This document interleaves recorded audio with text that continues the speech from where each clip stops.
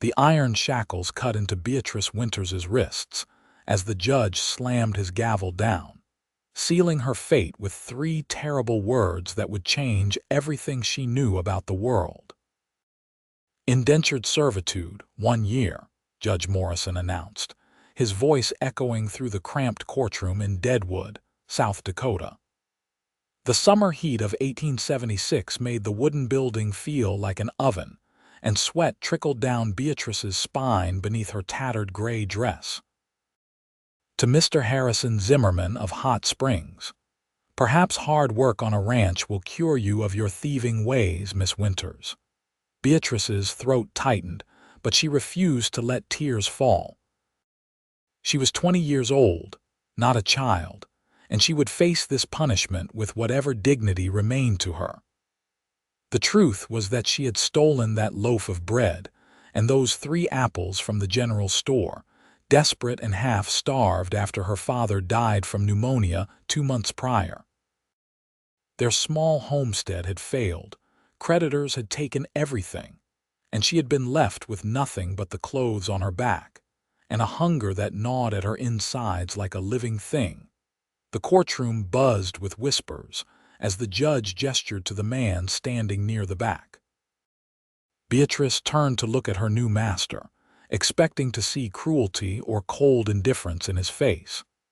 Instead, she found herself staring at a tall man in his mid-20s with sun-bronzed skin and dark hair that curled slightly at his collar.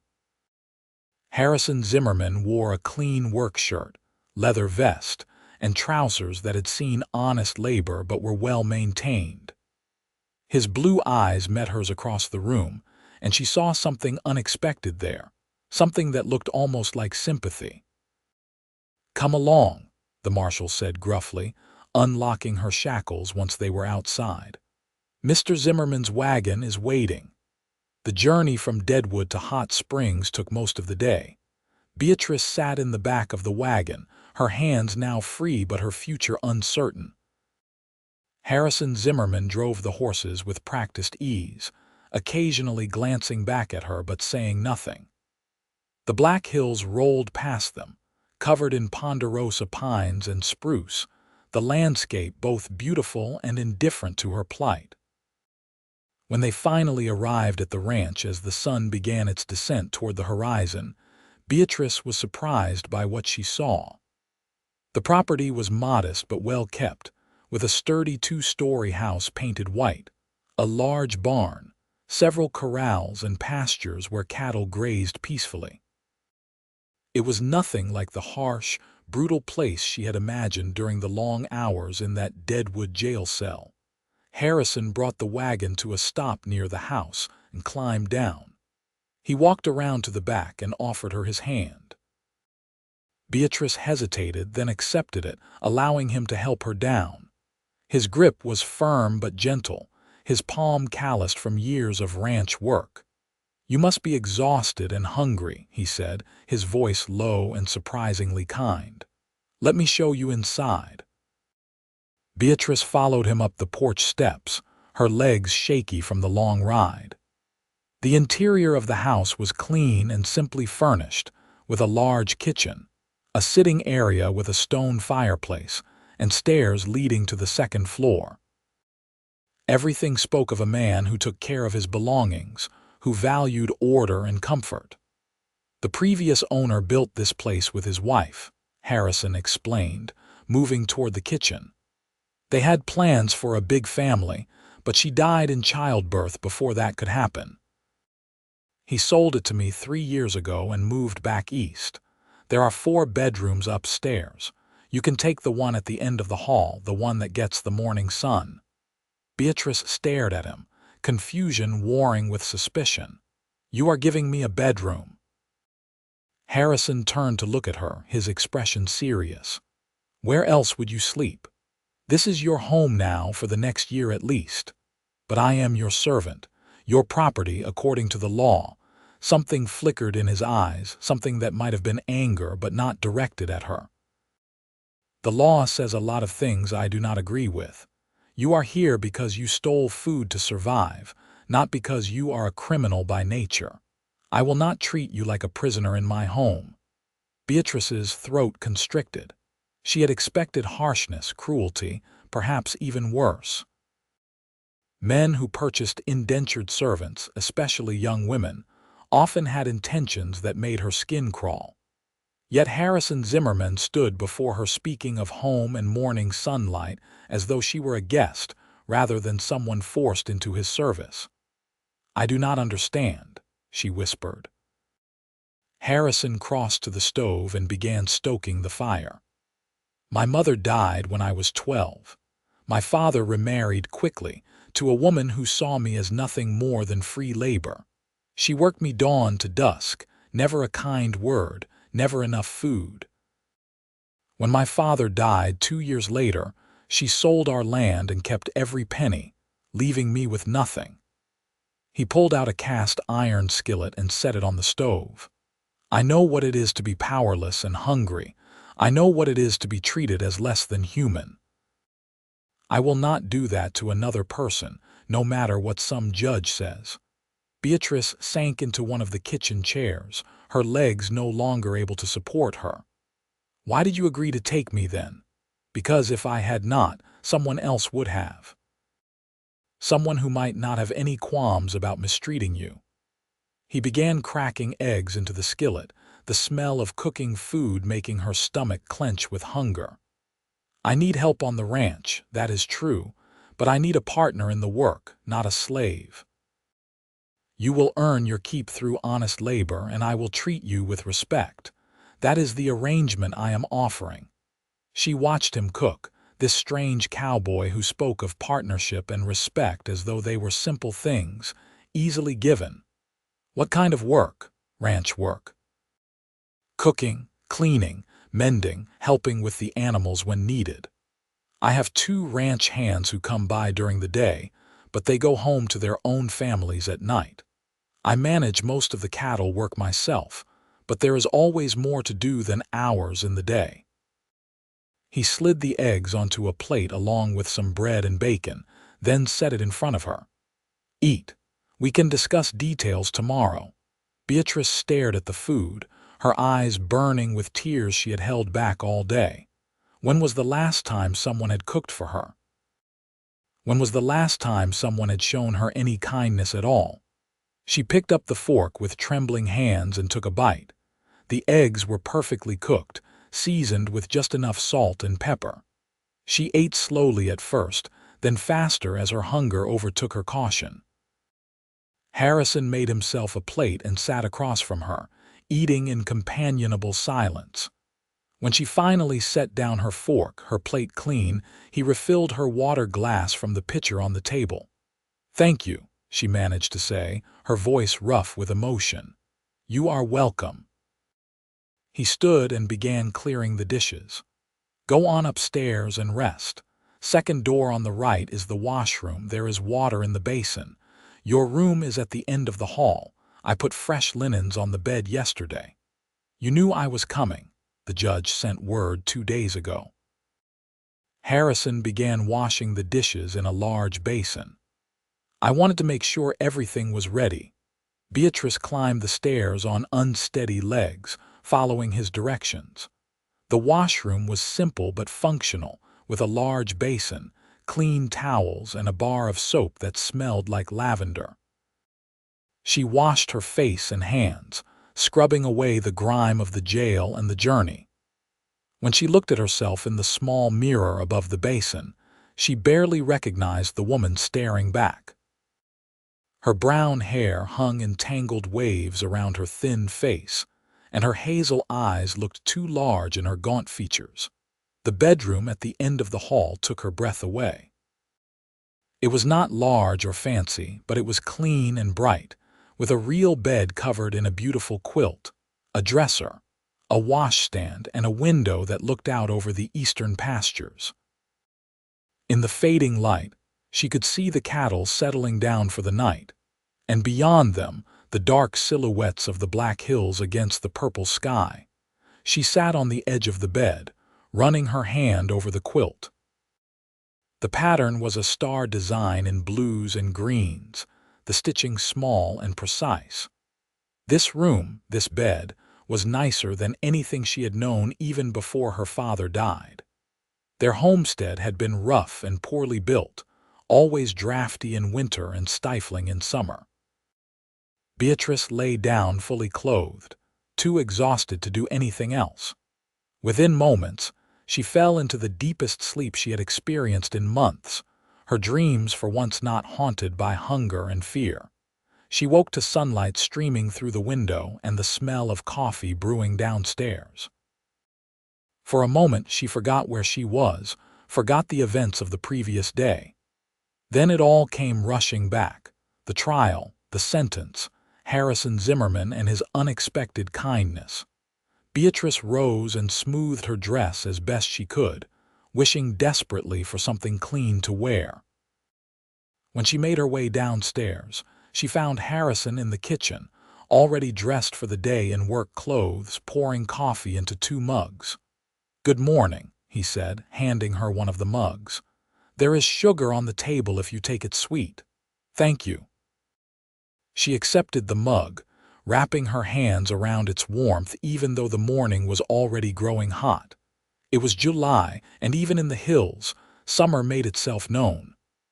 "I put some things on your bed while you were sleeping," Harrison said, not quite meeting her eyes. "Clothes that belonged to the previous owner's wife. He left them behind, said it hurt too much to look at them. I thought they might fit you, more or less. You are welcome to alter them however you need." Beatrice felt heat rise to her cheeks. The dress she wore was the only one she owned, and it was more rags than fabric at this point. "That is very kind of you. Practical more than kind. You cannot work in what you are wearing now." He gestured to the stove. "There is oatmeal in the pot. Help yourself. After breakfast, I will show you around the property and we can work out a routine." They ate together as the morning light grew stronger, and then Harrison led her outside to show her the ranch. He introduced her to the 2 horses in the stable, a bay gelding named Duke and a gray mare named Silver. The barn housed 4 milk cows, a dozen chickens, and 2 pigs. Beyond the immediate buildings, the pastures stretched out, holding about 50 head of cattle. "This is not a large operation," Harrison explained as they walked along the fence line. "But it is enough to make a living. I sell beef and milk to the town, and the chickens keep us in eggs. The vegetable garden behind the house needs weeding, and there is always mending and cooking and cleaning. I am not expecting you to do everything, just help with what you can." "I can do all of that," Beatrice said quietly. She had helped her father with their failed homestead, knew how to cook and clean and tend animals. "I am not afraid of hard work." Harrison stopped walking and turned to face her. In the bright morning light, she could see the fine lines around his eyes, the evidence of days spent squinting in the sun. "I do not doubt that, but I want you to understand something, Beatrice. You are not here to be worked to death. If you need rest, you rest. If you are unwell, you tell me. This arrangement only works if we are honest with each other." The way he said her name with careful respect made something in her chest tighten. "Why are you being so kind to me?" "Because kindness costs nothing and cruelty costs everything." He resumed walking, leading her toward the garden. "I have seen what happens to people who are treated badly year after year. It breaks something in them. I will not be part of that breaking, not if I can help it." The days that followed fell into a rhythm that Beatrice had not expected. She rose early, dressed in one of the altered dresses Harrison had given her. Simple cotton garments in practical colors that fit her reasonably well after she took in the waist and shortened the hems. She made breakfast for both of them, usually eggs and bacon or oatmeal with fresh cream from the cows. Harrison ate with her, discussing the day's work over coffee, treating her input as valuable. Then he would head out to work with the cattle or mend fences or whatever needed doing, while she tackled the indoor work. The house had been kept reasonably clean, but it lacked a woman's touch in many ways. She washed curtains that had not been washed in years, scrubbed floors until they gleamed, organized the pantry and the root cellar. In the afternoons, she worked in the vegetable garden, weeding and watering, marveling at the rows of tomatoes, beans, squash, and carrots. Harrison's ranch hands, two brothers named Cole and Thomas Bradshaw, were friendly but respectful. They were both married men in their 30s who lived on a neighboring property and came to help with the heavier ranch work. They tipped their hats to Beatrice and treated her like any other woman, not a servant or a criminal. In the evenings, Harrison and Beatrice ate dinner together. She cooked, and he praised her efforts genuinely. Gradually, they began to talk more, sharing stories of their lives. She told him about her father, a dreamer who had believed they could make a life homesteading, but had not understood the harsh realities of the land. He told her about growing up in Kansas, about the way his stepmother's cruelty had taught him what kind of man he did not want to be. "Why did you come to South Dakota?" Beatrice asked one evening as they sat on the porch after dinner, watching the stars emerge in the darkening sky. "Fresh start," Harrison said simply. "After my father died and my stepmother sold everything, I worked odd jobs for a few years, saved every penny. Heard about land opportunities out here in the Black Hills. Came to Deadwood first, worked in the mines for a year, nearly killed myself doing it. Then I heard about this ranch being sold and knew that was what I wanted. Honest work, open sky, a place that was mine. Do you ever get lonely?" The question slipped out before she could stop it. Harrison was quiet for a long moment. "Yes," he admitted. "I thought about finding a wife, but I work from dawn to dusk most days, not much time for courting, and I suppose I am cautious about letting people close. When you have been hurt by those who should have protected you, trust becomes complicated." Beatrice understood that more than she could say. "My father loved me, but he was not practical. He saw the world as he wished it to be, not as it was. When he died, I realized how unprepared I was for everything.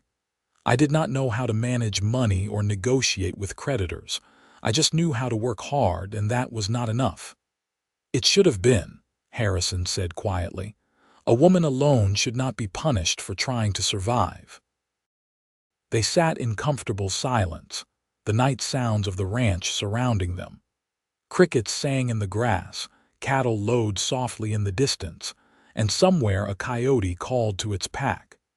Beatrice felt something unfamiliar stirring in her chest, something that felt almost like contentment. As July turned into August, Beatrice found herself thinking about Harrison more and more. She noticed the way he moved, economical and graceful despite his size. She noticed the gentleness in his hands when he handled the animals, the patience in his voice when teaching her how to milk the cows. She noticed the way he always made sure she had enough to eat, the way he asked about her day as though her answer truly mattered to him. One afternoon, she was hanging laundry on the line behind the house when storm clouds began rolling in from the west, dark and heavy with rain. She hurried to gather the half-dry clothes, but the wind picked up suddenly, whipping the sheets around her. She was wrestling with a particularly stubborn pillowcase when Harrison appeared at her side. "Let me help," he said, and together they quickly pulled down the laundry and carried the basket inside just as the first fat drops of rain began to fall. They made it to the kitchen as the sky opened up, rain drumming on the roof with surprising force. Beatrice set down the basket, breathing hard from the rush, and found Harrison watching her with an expression she could not quite read. "That was close," she said, laughing a little. "I would have lost half the sheets to the mud." "You are very efficient," Harrison said. "The way you manage the house, the garden, everything. I do not know how I managed before you came." Beatrice felt warmth spread through her chest at his words. "You managed fine, The house was clean. The house was functional. Now it is a home. He took a step closer, then seemed to catch himself and stepped back again. I should check on the horses. They get nervous in storms. Wait. Beatrice reached out without thinking and caught his arm. He stopped, looking down at her hand on his sleeve, then up at her face. Why do you always do that? Pull away when we are having a moment. Harrison's jaw tightened. Because it would not be right. You are here because a judge ordered it, not because you chose it. Anything that happened between us would be tainted by that. I will not take advantage of your situation. What if I want something to happen between us? The words came out before she could second-guess them, bold and honest. His eyes searched her face. You have only been here 6 weeks, Beatrice. You do not owe me anything. Gratitude is not the same as genuine feeling. I know the difference. She did not let go of his arm. You have been nothing but kind and respectful. You have given me safety and a place to heal. But that is not why I care about you. I care about you because of who you are. Because you are good and patient and thoughtful. Because when you smile, which is not often enough, it makes me want to find ways to make you smile more. Harrison closed his eyes briefly as though in pain. I care about you too. More than I should, probably, but I need you to be sure. I need you to have time to know your own mind without the pressure of your circumstances weighing on you. Beatrice let her hand fall away, disappointment and understanding warring in her heart. How much time? I do not know. But when something happens between us, if it does, I want it to be because we both choose it freely. Can you understand that? Yes, she whispered. I can understand it. Harrison reached out and gently touched her cheek, a brief, tender gesture that was over almost before it began. Then he pulled on his rain slicker and headed out into the storm, leaving Beatrice standing in the kitchen with her heart pounding and hope blooming in her chest like a spring flower. The weeks that followed were both wonderful and frustrating. The attraction between them was undeniable, sparking in every accidental touch, every shared glance across the dinner table. But Harrison maintained his respectful distance, never pushing, never taking advantage. Beatrice both admired and was frustrated by his restraint. She threw herself into her work, determined to prove her value and maybe to distract herself from the constant awareness of Harrison's presence. She made his favorite foods, learned to help him doctor a sick calf, started piecing together a new quilt from fabric scraps she found in a trunk upstairs. The ranch thrived under their combined efforts, and even Cole and Thomas commented on how much better everything looked. In early September, a traveling preacher came to Hot Springs to conduct services in the schoolhouse, and Harrison asked Beatrice if she would like to go to town with him on Sunday. She agreed eagerly, having not left the ranch since she arrived. Hot Springs was a small but growing town, nestled in a valley with natural warm springs that gave it its name. The main street boasted a general store, a blacksmith, a hotel, a saloon, and several other businesses. People were gathering at the schoolhouse, families in their Sunday best coming together for worship and fellowship. Beatrice felt self-conscious in her simple dress, but Harrison offered her his arm with such natural grace that she took it, allowing him to escort her inside. Eyes followed them, curious and speculating. She knew her story must have reached the town. New people were probably gossiping about the thief living with the handsome young rancher. But Harrison held his head high, treating her with such obvious respect that it silenced most of the whispers. They sat together during the service, and when it was over, several women approached to introduce themselves. Mrs. Emily Hartford, the doctor's wife, was particularly kind, inviting Beatrice to join a quilting circle that met once a month. "We would love to have you," Mrs. Hartford said warmly. "It is nice to see another young woman in these parts. So many move away to larger cities. Beatrice glanced at Harrison, who nodded encouragingly. I would like that very much, thank you. On the ride home, Beatrice felt lighter than she had in years. The acceptance from the town women, the way Harrison had stood beside her without shame or hesitation, the beauty of the autumn afternoon, all of it combined to fill her with a happiness she had thought lost forever. Thank you for taking me, she said, as the ranch came into view. You do not need to thank me. You are not a prisoner, Beatrice. You are free to go to town whenever you like. Harrison paused, then added, though I confess I enjoy your company, the ride would have been lonely without you.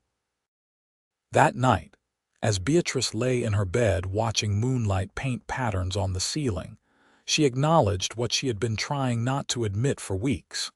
She was falling in love with Harrison Zimmerman.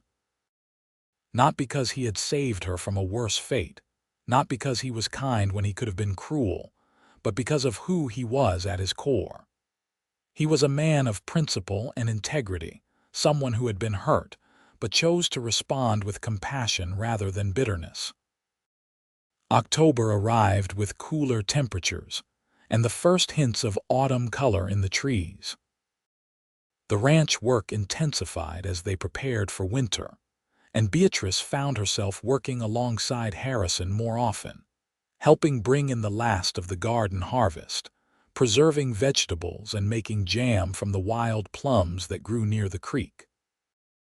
One afternoon, they were working together in the root cellar, organizing potatoes and carrots and turnips in wooden crates filled with sand to keep them fresh through the winter. The space was dim and cool, lit by a single lantern hanging from a hook. This should be plenty to get us through to spring, Harrison said, surveying their work with satisfaction. You have done an amazing job with the preserves. I have never seen so many jars of vegetables and fruit. My mother taught me before she died, Beatrice said. It was one of the few things my father kept up with after she passed. He always said that preserving food was preserving life. Your father sounds like he was a wise man in some ways, even if he was not practical. He loved me, Beatrice said simply. That counts for a lot.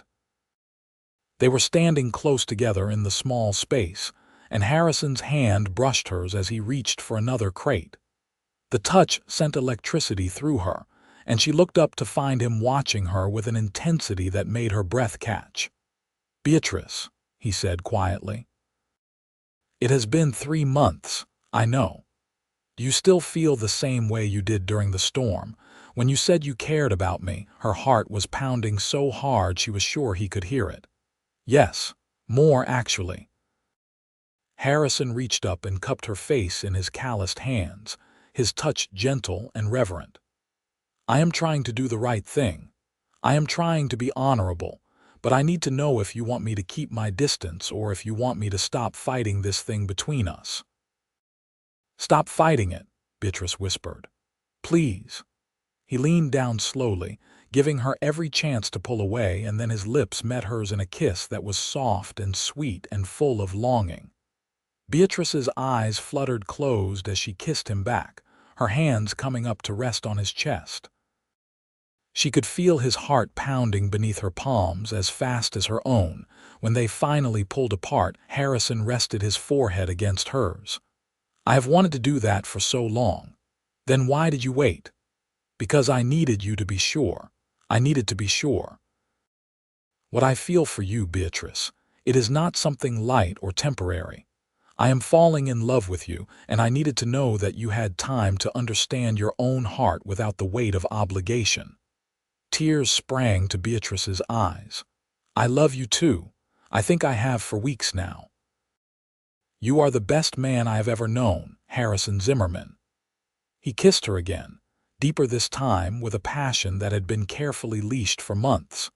His arms wrapped around her, pulling her close, and she melted into his embrace, feeling safe and cherished and loved.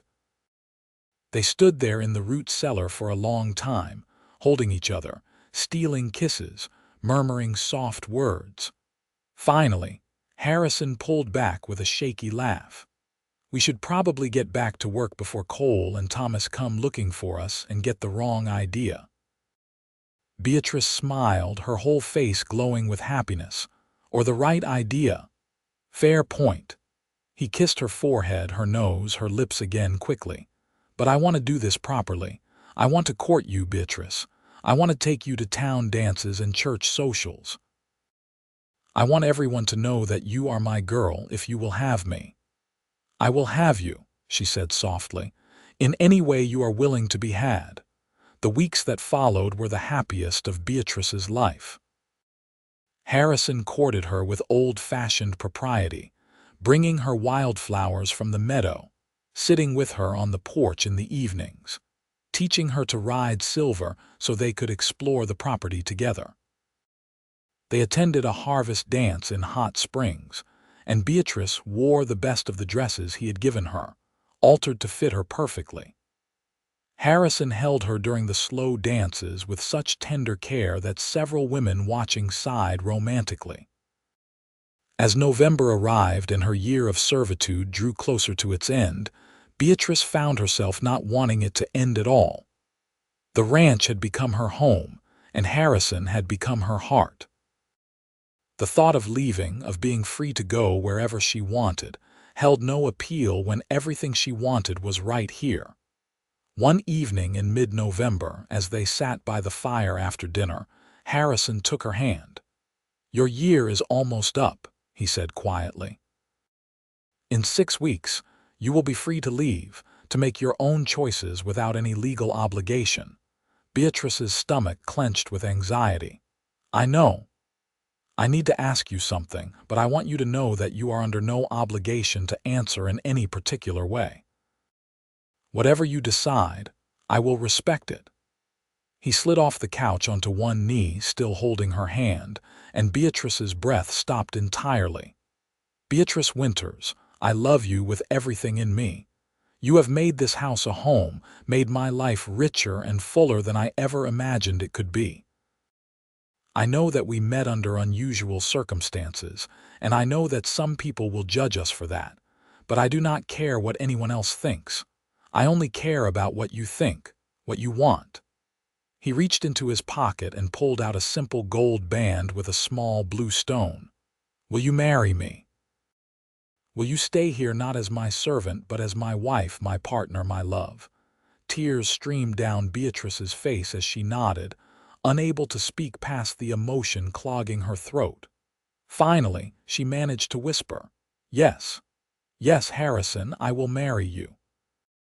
He slipped the ring onto her finger, then rose and pulled her into his arms, kissing her with a joy and relief that matched her own.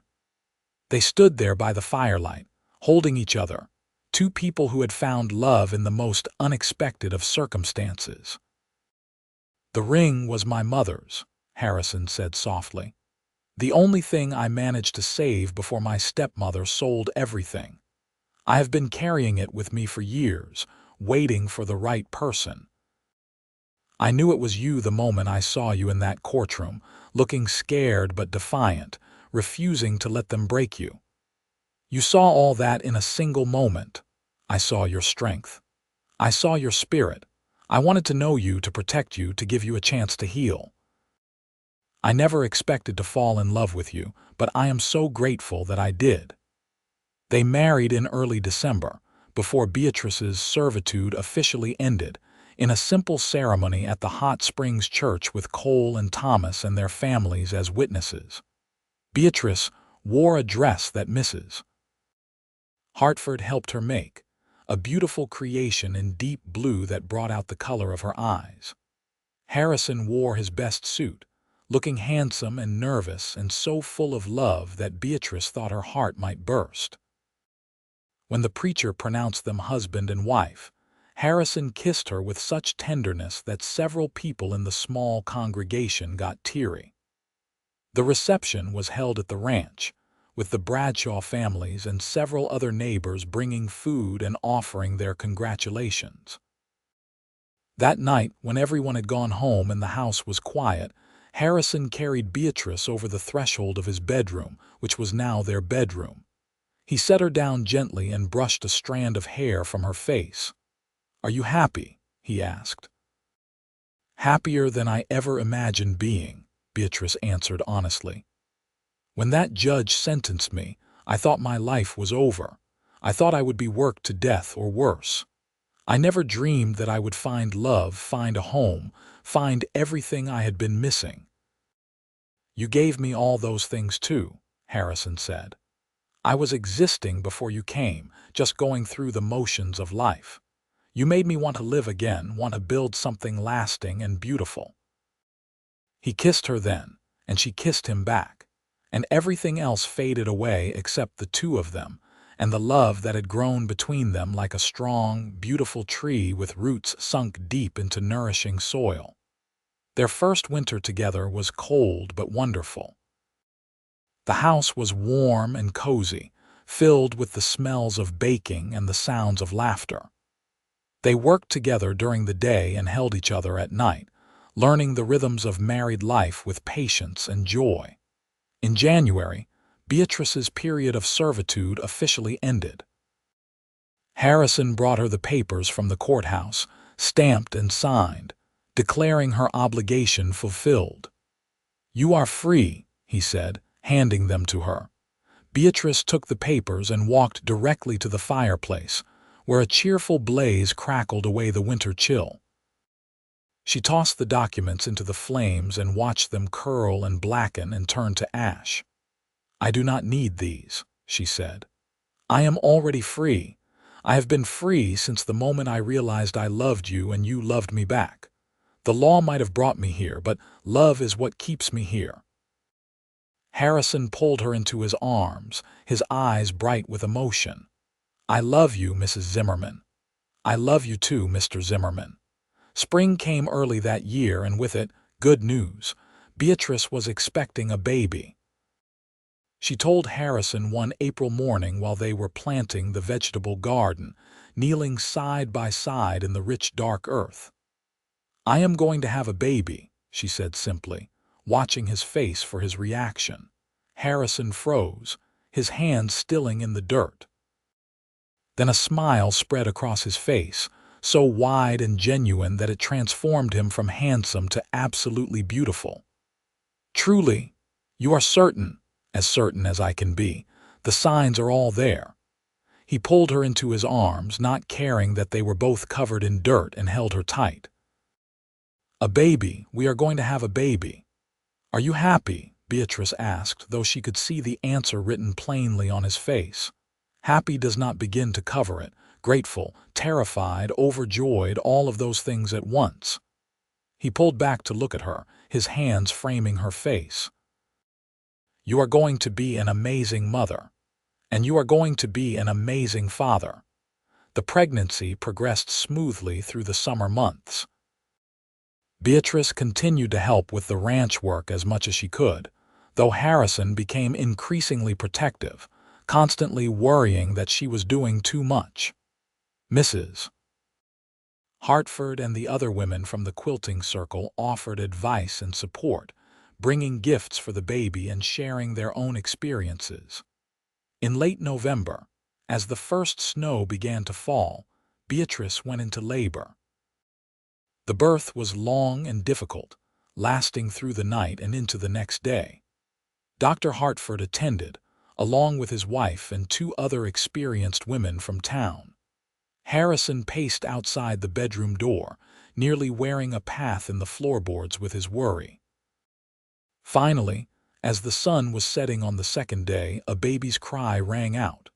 Dr. Hartford opened the door, his face tired but smiling. "You have a son, Harrison, a healthy baby boy, and your wife is tired but doing well." Harrison burst into the room and went straight to the bed where Beatrice lay propped against pillows, holding a tiny bundle wrapped in a soft blue blanket. She looked exhausted, her hair damp with sweat, but her face glowed with a joy that took his breath away. "Our son," she said softly, tilting the baby so Harrison could see his face. "I thought we could name him after your father if you want." Harrison looked down at the tiny, perfect face, at the small hands curled into fists, at the wisps of dark hair. "Henry," he said, his voice thick with emotion. "Henry Matthew Zimmerman." "Henry," Beatrice repeated, smiling. "It suits him." Harrison sat carefully on the edge of the bed and put his arm around his wife, cradling both her and their son. "Thank you," he whispered. "Thank you for this incredible gift. Thank you for loving me. Thank you for choosing to stay when you could have left." "There was never any real choice," Beatrice said, leaning her head on his shoulder. "You are my home, Harrison. You and Henry. This is where I belong." They sat together as the light faded and the snow fell softly outside. A family made not by conventional means but by love and choice and courage. The path that had led Beatrice to this moment had been hard and painful, marked by loss and hunger and fear. But it had also led her to Harrison, to this ranch, to this life that was more than she had ever dared to dream. Baby Henry grew strong and healthy, a bright, curious child who looked like his father but had his mother's determination. As he learned to walk and then to run, the ranch echoed with his laughter. Harrison taught him to be gentle with animals, to respect the land, to treat all people with kindness regardless of their circumstances. When Henry was 2 years old, Beatrice became pregnant again. This time, the pregnancy was easier, and the birth, while still difficult, was shorter. They welcomed a daughter in the summer of 1879, a beautiful girl with her mother's hazel eyes and her father's dark curls. "What should we name her?" Harrison asked, holding his daughter with the same reverent care he had shown Henry. "Grace," Beatrice said. "Grace Elizabeth, after both of our mothers." "Grace," Harrison repeated, testing the name. "Perfect. She is perfect, and you are amazing." The years flowed past like water in the creek, sometimes rushing, sometimes slow and peaceful. The ranch prospered under Harrison and Beatrice's careful management. They expanded the herd, built a larger barn, planted an orchard of apple and cherry trees. Henry and Grace grew up strong and loved, never knowing hunger or fear, always secure in their parents' affection. On their 10th wedding anniversary, Harrison took Beatrice back to the spot where he had first kissed her in the root cellar. He had decorated it with lanterns and wildflowers, and he had brought a bottle of wine that he had been saving for a special occasion. 10 years, he said, pouring them each a glass. 10 years since you agreed to marry me. Sometimes it feels like yesterday, and sometimes it feels like you have been with me forever." "Both are true," Beatrice said, accepting her glass. "Every day with you feels new and yet completely natural, like this is exactly where I was always meant to be." They clinked their glasses together and drank. Then Harrison pulled a folded piece of paper from his pocket. "I want to show you something," he said, unfolding it carefully. Beatrice looked at the paper and recognized it immediately. It was the original order of indenture, the document that had bound her to Harrison for a year. She thought they had burned it long ago. "I kept a copy," Harrison admitted. "Not because I wanted to remember that you were forced to come here, but because I wanted to remember the day my life changed forever. The day that brought me you." Beatrice took the paper, looking at the formal language, at her own name written out in the clerk's careful handwriting. "You know what I see when I look at this? Not punishment, not servitude. I see the hand of God or fate or whatever force governs the universe, bringing me to exactly where I needed to be." "Do you ever regret it?" Harrison asked quietly. "The path that led you here?" "I regret the pain and the hunger and the fear," Beatrice said honestly. "I regret losing my father and our home, but I do not regret where those things led me because they led me to you, and that makes all the difference." Harrison took the paper from her hands and held it to the flame of one of the lanterns. They watched it catch fire and burn, the ashes drifting down to the earthen floor of the root cellar. "No more looking back," Harrison said. "Only forward to whatever comes next." "Together," Beatrice added, taking his hand. "Always together." They climbed back up to the house as the sun set, painting the sky in shades of orange and gold. Henry and Grace were playing in the yard, their laughter carried on the evening breeze. The house stood solid and welcoming, smoke curling from the chimney, lights glowing in the windows. Beatrice paused to take it all in, this life she had built with Harrison. The ranch that had once seemed like a prison had become a sanctuary. The man who had been assigned as her master had become her greatest love. The punishment that had felt like the end of everything had actually been a beginning. "What are you thinking?" Harrison asked, following her gaze. "I am thinking that I would not change a single thing," Beatrice said. "Not the hard parts, not the scary parts, not even the moment when I stood in that courtroom and heard the judge pronounce my sentence. Because all of it, every single moment led me to this. To you, to our children, to this beautiful life." Harrison kissed her temple, his arm around her waist. "I was given a servant that day in court, but I received a blessing from heaven above. You are my blessing, Beatrice. You always will be." The years continued to pass, bringing both challenges and joys. There were harsh winters and drought summers, sick cattle and broken equipment, the 100 small disasters that came with ranch life. But there was also laughter around the dinner table, Christmas mornings with the children squealing over simple gifts, lazy Sunday afternoons by the creek, stolen kisses in the barn, and the deep, abiding love that only grew stronger with time. When Henry was 15 and Grace was 13, Beatrice found herself pregnant once more, a surprise that both delighted and terrified them at their age. Harrison was nearly 45, and Beatrice was 41. They had assumed their family was complete. But in the spring of 1892, they welcomed another son, a tiny, healthy boy they named Samuel. Henry and Grace doted on their baby brother, and the house filled once more with the sounds of an infant. 3 children, Harrison marveled, holding Samuel while Beatrice rested. "We are blessed beyond measure." "We are," Beatrice agreed, watching her husband cradle their youngest son with the same gentle care he had shown Henry and Grace. After all these years, after all they had been through together, she loved him more than ever. Henry grew up to be a fine young man, serious and hardworking like his father, but with a poet's soul that often surprised people. He left the ranch at 19 to attend college in Rapid City, the first Zimmerman to seek higher education. He wrote letters home every week, telling them about his studies, his friends, his dreams of becoming a teacher. Grace, at 17, was courting a young man from town, the son of the blacksmith, a kind and earnest boy who asked Harrison's permission properly before ever calling on her. Harrison and Beatrice watched their daughter fall in love with the same mixture of pride and bittersweet sadness that all parents feel. And Samuel, now an energetic 5-year-old, ran wild on the ranch, following his father everywhere, asking endless questions, filling their days with joy and occasional chaos.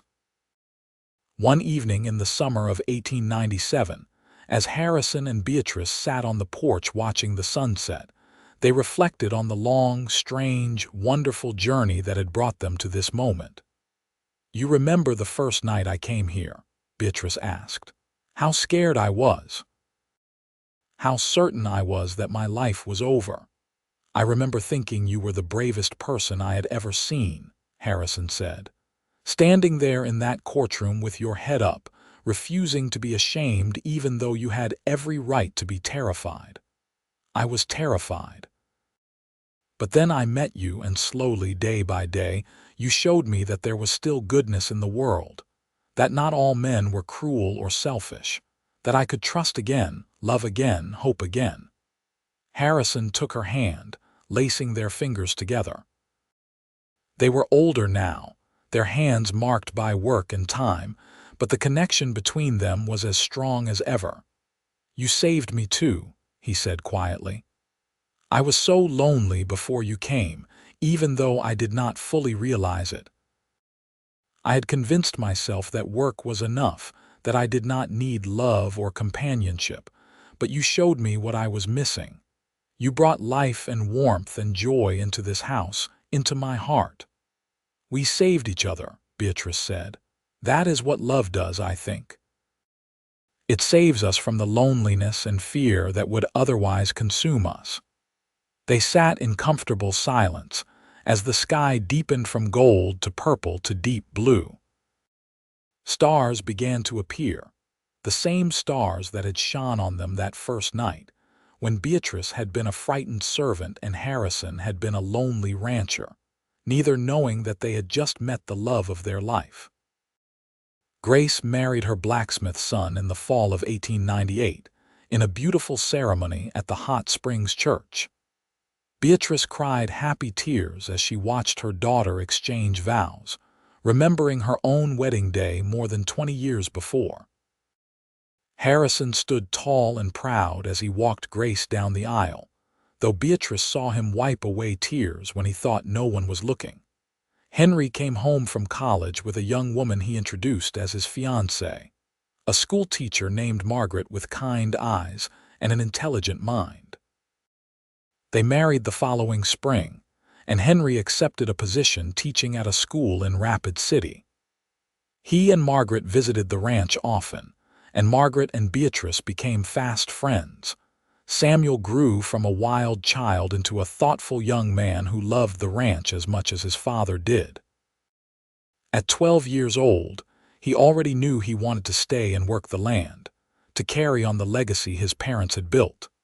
As the new century dawned in 1900, Harrison and Beatrice found themselves alone more often, the house quieter with Henry and Grace grown and gone. But the silence was peaceful rather than lonely, filled with the easy companionship of two people who knew each other completely. On a crisp October morning in 1901, Harrison woke before dawn as he always did. But instead of rising immediately, he stayed in bed, his arm around Beatrice, watching her sleep. She was 52 years old now, and he was 56. Her brown hair was threaded with silver and fine lines marked her face, but to him, she was as beautiful as the day he first saw her. Beatrice opened her eyes and smiled at him. "Why are you staring at me?" "Because I can," Harrison said. "Because I never take for granted the gift of waking up beside you. Because I love you more today than I did yesterday, and I will love you even more tomorrow."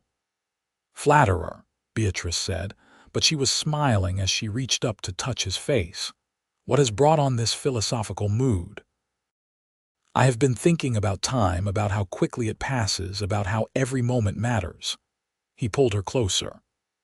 25 years ago, you came to this ranch as my servant. Today, you are my wife, my partner, the mother of my children, the love of my life. If I had known then what I know now, I would have thanked that judge for his so-called punishment." Beatrice laughed softly. "We have had a good life, have we not? The best life, better than I ever imagined possible." They lay together as the sun rose, painting their bedroom in shades of pink and gold, in no hurry to leave the warmth of each other's presence. Outside, the ranch waited, the same land they had worked together for a quarter century. But in that moment, the ranch could wait. The world could wait. All that mattered was this, the two of them together. That Christmas, the whole family gathered at the ranch. Henry and Margaret brought their two young sons, 5-year-old Peter and 3-year-old James. Grace and her husband brought their infant daughter, Rose. Samuel, now 15, helped his father manage the chaos with good humor. The house was full of laughter and noise and love, 3 generations of Zimmermans celebrating together. Beatrice cooked an enormous feast with help from Margaret and Grace, and the table groaned under the weight of roast beef, mashed potatoes, vegetables, pies, and cakes. After dinner, as the adults sat around the fireplace and the children played with their new toys, Harrison raised his glass. "I want to propose a toast," he said, and the room quieted. "To my beautiful wife, Beatrice, who came to this ranch 26 years ago and changed everything. You made this house a home. You gave me children and grandchildren.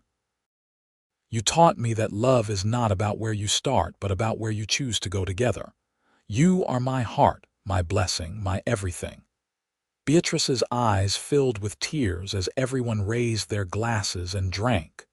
Grace and Margaret were crying too, and even Henry looked emotional. "Papa," Grace said softly, "would you tell us the story? How you and Mama met? I know we have heard it before, but I want my daughter to hear it when she is old enough. I want her to know that sometimes the worst moments of our lives lead to the best things." Harrison looked at Beatrice, seeking her permission. She nodded, smiling through her tears. "Your mother came here as an indentured servant," Harrison began, and the room settled in to listen. He told the story simply and honestly, not shying away from the hard parts, explaining how Beatrice had been convicted of theft out of desperation, how the judge had sentenced her to a year of servitude. "I took one look at her in that courtroom and knew I could not let her go to just anyone," Harrison continued. "She looked so brave and so scared at the same time. I wanted to help her, to give her a safe place. I had no idea that in helping her, she would save me too." He spoke of those first difficult days, of earning each other's trust, of the slow growth of friendship into something deeper.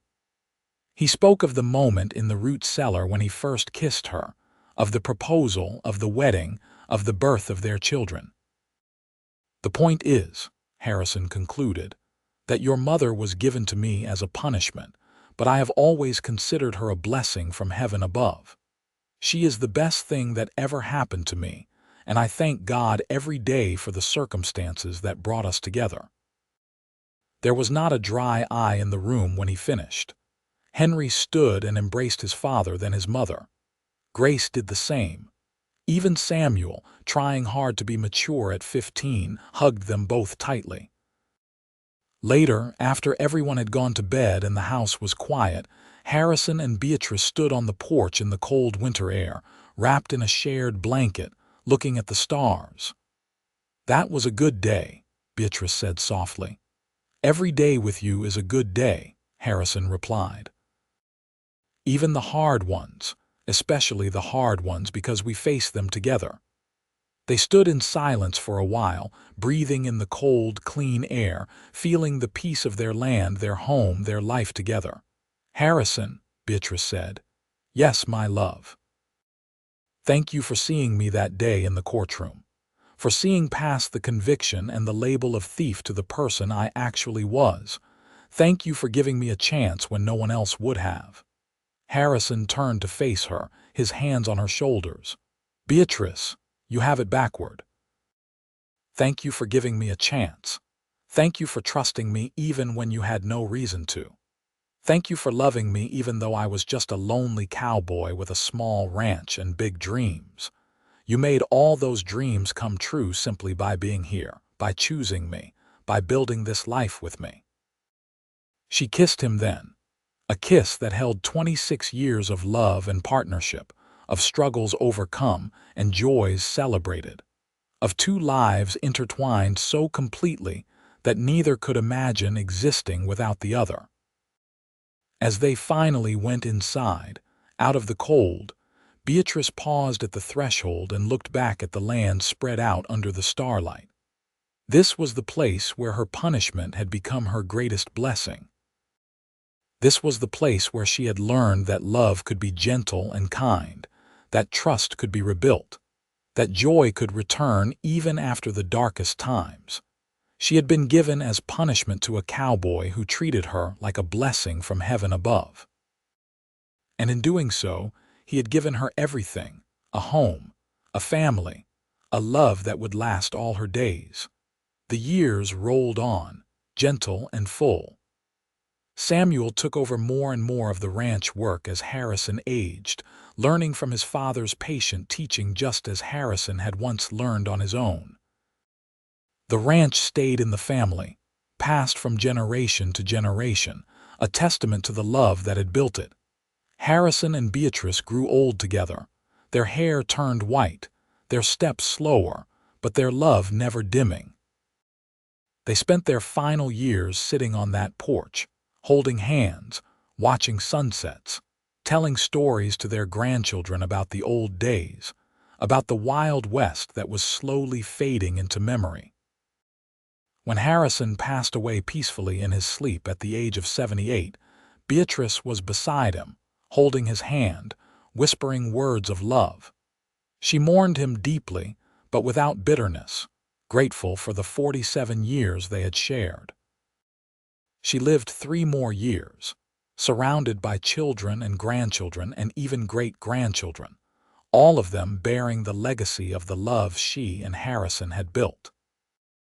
When she died at 77, it was Samuel who found her in her favorite chair on the porch, a peaceful smile on her face, as though she had simply drifted off to sleep and woken up somewhere better, somewhere where Harrison was waiting for her.